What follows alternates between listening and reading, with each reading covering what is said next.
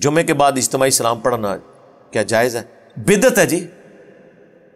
ویسے کبھی کو نعت کے طور پہ پڑھ لے علیحدہ چیز ہے، لیکن یہ جو انہوں نے مستقل ایک فیچر جمعے کا بنا دیے تو بالکل بدعت ہے. یہ تو باقاعدہ میں نے اس کے اوپر ایک ویڈیو ریکارڈ کروائی ہے، جمعے کے بعد صلاۃ و سلام پڑھنا، وہ آپ دیکھ لیں.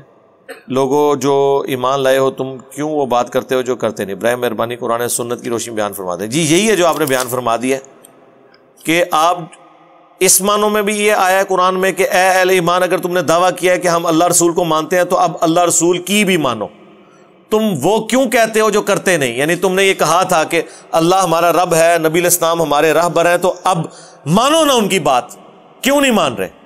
یہ معنی بھی درست ہے. اور دوسرا معنی یہ بھی درست ہے کہ وہ بات تم کیوں کر رہے ہو جو تم نے کل کو پوری نہیں کرنی، صرف کسی کو گولی کروانے کے لیے کسی سے وعدہ کرتے ہو اور کل کو آپ اپنی بات سے پھر جاتے ہو. یہ منافقت ہے.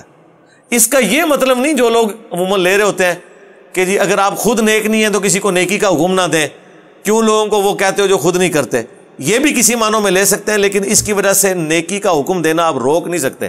یعنی ایک بندہ کہ جی پہلے میں خود نیک ہوں گا پھر میں لوگوں کو نیکی کا حکم دوں گا، تو یہ دن تو کبھی بھی نہیں آئے گا. کوئی شخص یہ دعویٰ کر ہی نہیں سکتا کہ میں خود اتنا نیک ہو گیا ہوں. نیکی کا حکم دینا پیرلل میں ایک کام ہے اور برائی سے روکنا پیرلل میں ایک کام ہے. چاہے انسان خود کر بھی رہا ہو، کوشش کرے. بولنے سے بھی بعض اوقات انسان کو استقامت ہوتی ہے، لیکن وہ اپنے آپ کو ضرور شرمندہ کرے کہ یار میں لوگوں کو تو کہہ رہا ہوں کہ ایسا نہ کرو، خود ایسا کرتا ہوں. تو انشاءاللہ تعالیٰ آپ دیکھیں گے اس کی وجہ سے بڑا فائدہ ہوگا، وہ اس کے اندر اصلاح کا پہلو بھی آ جائے گا. اس لیے یہ بات کی جاتی ہے. آپ نے بیان کیا کہ وگ لگوا سکتے ہیں، لیکن پلاسٹک سرجری جس کی وجہ سے لوگ اپنے ناک اور چہرے کو تبدیل کر سکتے، کیا یہ جائز ہے؟ نہیں، پلاسٹک سرجری تو آپ جسم کو بگاڑ رہے ہیں نا.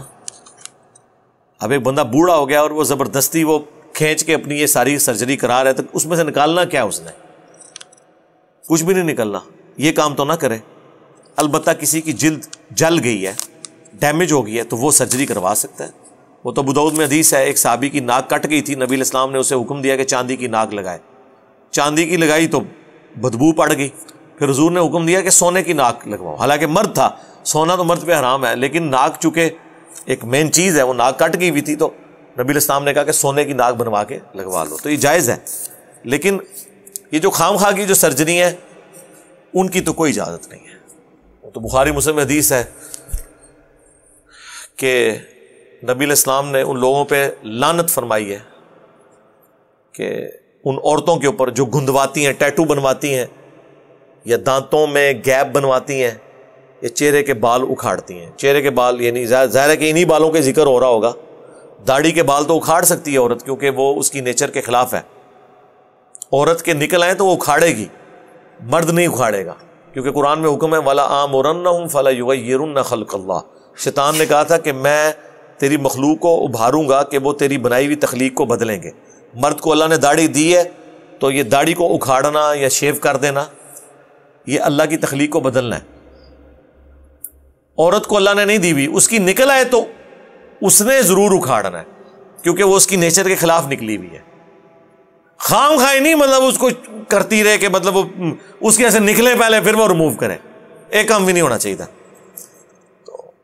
البتہ جہاں پہ اللہ نے نیچر کو خود اس اعتبار سے نیچر قرار دیا ہے وہ تو آپ نے فالو کرنا ہے. جو بخاری مسلم میں حدیث ہے کہ 5 چیزیں نیچر سے ہیں. اب وہ نیچر ایسی ہے کہ وہ آپ خود کر رہے ہوتے ہیں.